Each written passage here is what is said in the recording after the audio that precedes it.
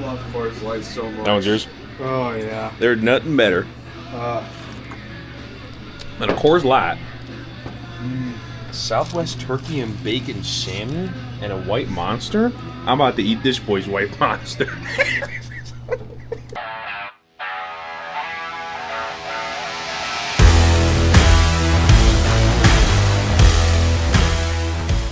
Alright, so we're talking upgrades. We're pretty freaking close to completion here. Yeah, we're getting there. Tomorrow morning, motor goes in, along with the transmission, along with the bell housing plate, which is on the other side of this wall. I got the flywheel remachined, sandblasted. I have a spec stage 2 clutch. It's meant for 550 horsepower. We're not going to be touching those numbers. We should be in the 450 range after we're turboed. We're going to be in the 215 to 220 range, naturally aspirated. Hell yeah. With this culmination of autism.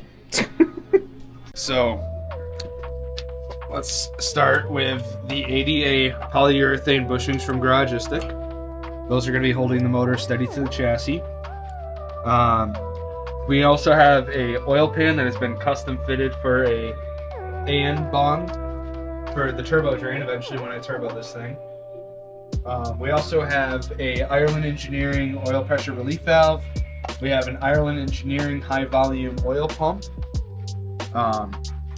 It's not necessary. A lot of people don't do that, but I didn't want to take any risk with how much money I have into this motor. We also have King XP main and rod bearings fitted to clear 5W40 full synthetic, which we're going to be running liquid moly. We also have an Ireland Engineering windage tray sandwiched between the oil pan and the block. That's just going to help with higher RPMs, with oil splashing on the crank. We don't want oil splashing on the crank, period. At least from the oil pan at the bottom. We've got a forged steel crank that I fortunately found in the ES block that I got from Brady Flannery. He has a 2J swapped E30. That thing's tits. Well, I shouldn't say it's tits. It's good. This is a different definition. Pink frames, Brady. Why? Why? We also re-gasketed everything. I entirely redid the rear main seal housing with a new rear main seal. Front main seal housing, all that's fresh. We also got a new balance shaft in here that's going to be driving our oil pump. We got cast H-beam rods. We have Hastings, standard bore, piston rings, fresh. We also have new freeze plugs all the way down the block. We also custom threaded the bottom side of the intake manifold. A lot of times this tube right here is the oil drain for the head. That drains it back into the base. A lot of times this is just in there and the spring is all that holds it in. What I did was I ran a tap into the intake and a tap on the pipe and screwed it in. And then I also put Permatex Ultra Black to seal it up. We're not leaking and it's not going to fall out. And that's pretty much the bottom end. Obviously, new seals, front to back, everything's sealed up nicely. This thing is it's gonna be one of the few BMWs that don't recoil. I hope. Now we're gonna get into the top end. We'll start with the front here. We've got a Kevlar reinforced timing belt that is holding our entire timing together. New water pump. I had the balancer repressed and sandblasted. New tensioner, new idler for the timing belt. And then once we get up to here, this is where the real upgrades are. We have a Colmetic MLS head gasket that is slightly thinner. I know a lot of people are going to see that and say, why the hell did you go thinner? I wanted to raise the compression ratio just slightly, in addition to decking the head. So it's, when I say thinner, it's not that much thinner. It's relatively stock as far as the head gasket goes, except for the fact that it's a Climatic MLS, which is going to hold up so much better to boost. It's not going to have any head gasket issues. To pair with the Climatic MLS head gasket, we've also sourced a set of M20 B25 ARP head studs. So the entire top end is studded as far as the head goes. We're not gonna have to do a head gasket on this thing at all. This is entirely for what I'm gonna be doing with it. Even turboed, it's overkill. We also have the cylinder head. This is a 885 head, which most BMW boys that are familiar with this older stuff know that is the good M20 head. We also had it custom ported to match the intake to maximize flow through the valves, and we also had it machined on the exhaust side. So that's going to help with just overall exhaust flow, intake flow. We also have an Ireland Engineering 272 overall duration lift camshaft, which is a little bit bigger than stock. It's not overly big. Ireland Engineering also offers a 284 and a 304. The 304 is the big bitch. We decided to not go with that simply because we're going to be running a high RPM turbo application, less chance of valve flow. But it's gonna help the head overall breathe. We also got valve springs to go with that. That's going to complement the camshaft as far as opening and closing the valves. We also had the rocker shafts and the rocker arms entirely redone. It's got a new set of rocker arms all the way down, and they're freshly lashed. That is one of the downsides to this M20. I am going to have to lash the valves every once in a while, so that's going to be valve cover off and just turning the motor over and running through all the valves all the way down. We also got new intake and exhaust manifold gaskets. We have a beautiful set of stainless steel long tube headers that are equal length that are going to be paired with an X pipe with an O2 bong in it. So instead of running the really shitty HT that has the O2 into one side that only really reads off of one bank, we're going to have an O2 sensor that is going to read both banks for better air-fuel ratio optimization, and these are just going to sound great. We also have new freeze plugs put down this side of the block as well. Also, all water outlet gaskets, including this one in the rear that is known for leaking. This has been not only re-gasketed, but it's also been coated with Permatex water pump and thermostat housing gasket maker. There's been a slight coating put on every single water outlet gasket on the motor. So the thermostat housing, the water pump, the water outlet in the rear, that has all been coated with that sealant, and it should help it hold up a little better. We also got this is genuine BMW thermostat housing completed with 2 extra ports, which are going to be for the turbo eventually when we do that. Obviously, fresh motor build. We got a new thermostat outlet. Also have a new cap and rotor from FCP Euro. This is a Bosch unit that I was able to secure from them. We got new plug wires, new plugs. We have a new idle air control valve as well. I say new, but I ran this on the old motor. I put it on probably 5 months before we started the whole project. So it's relatively new. This has all been resealed up here. It kind of looks like shit because the paint's starting to peel. It is what it is. It adds a little bit of character in my opinion. And that was kind of the goal of the motor.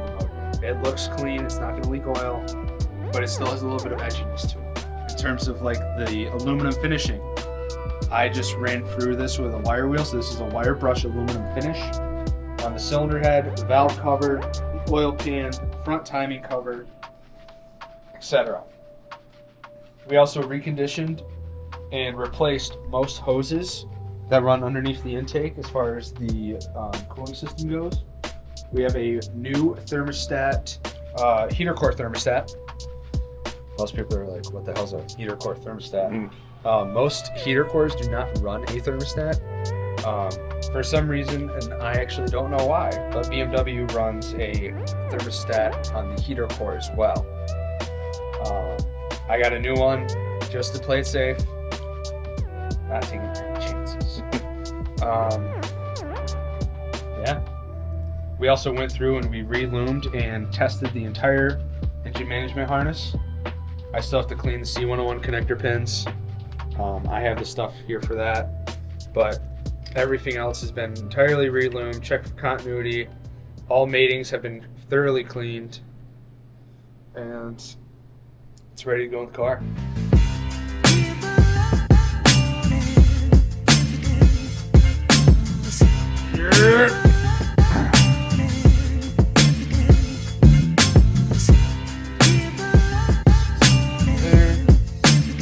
Over $1,000.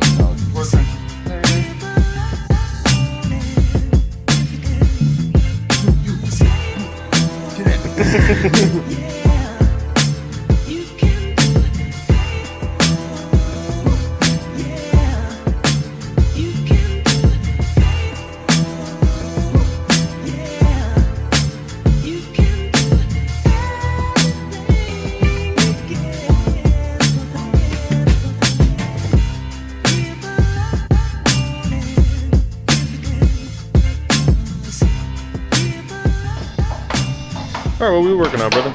Ball. We're pulling the subframe out. Word? We're going to put it on the engine table, and then we're going to take the motor and set it on said subframe on the engine table. Word? And then we'll start bolting the transmission and the flywheel and all that extra stuff up. Heck yeah. Yeah, right now we have the control arms disconnected, the lollipop bushings are disconnected. Dan's pulling the subframe bolts right now. Word? And then, yeah, it should be in pretty good shape to drop this thing. Word.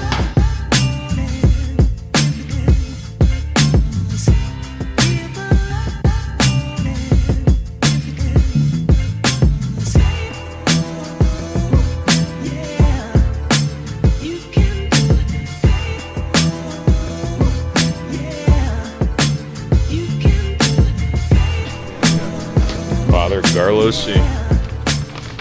It's Daddy, actually. That's awesome. That's great. Daddy. You wearing your shirt?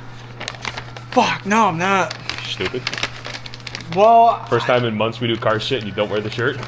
This is a company venture. It's a company venture well, and I you're mean, not sponsored to be the company. fair, I'm gonna be wearing this the entire time anyway. Your gas so. money will not be compensated.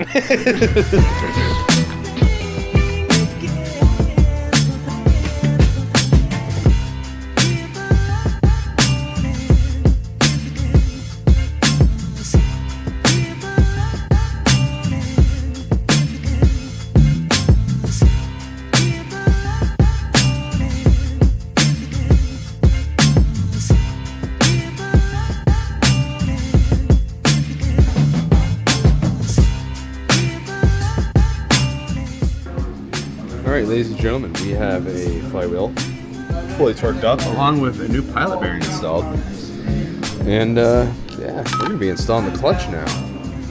Very exciting stuff.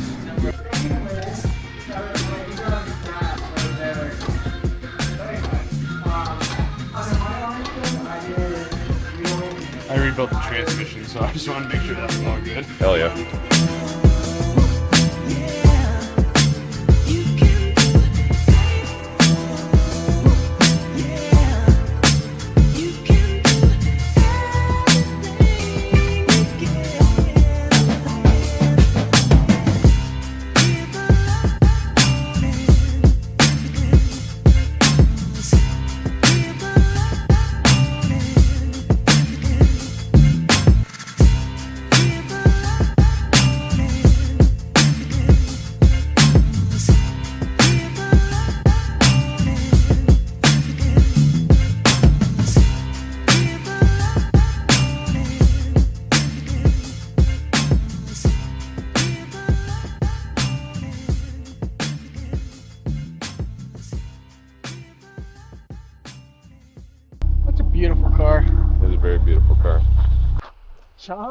Hey!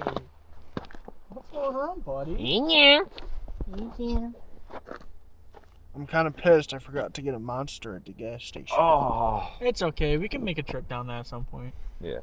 We're all gonna go get burned dairy sandwiches later. Oh, fuck yeah, we are. NHL's cooked. Yeah. Yeah, same.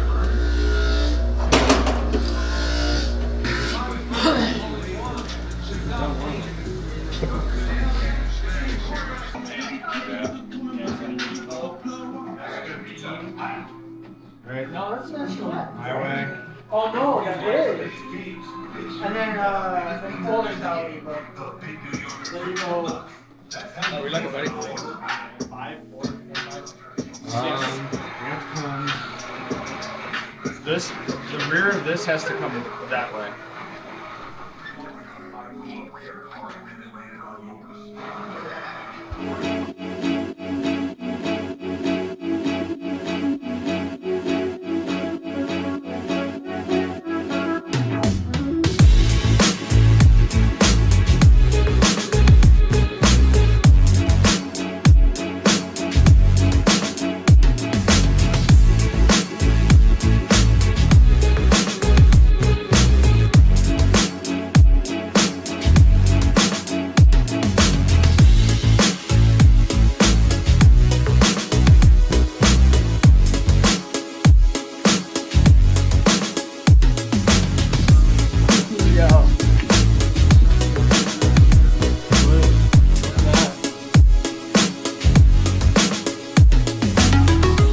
Dude, that looks so good. Oh, yeah, that's nice. Oh yeah. Perfect fit.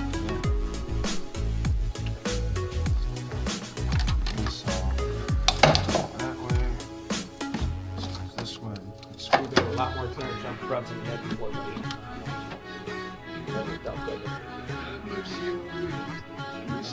What do you think, Luke? Happy?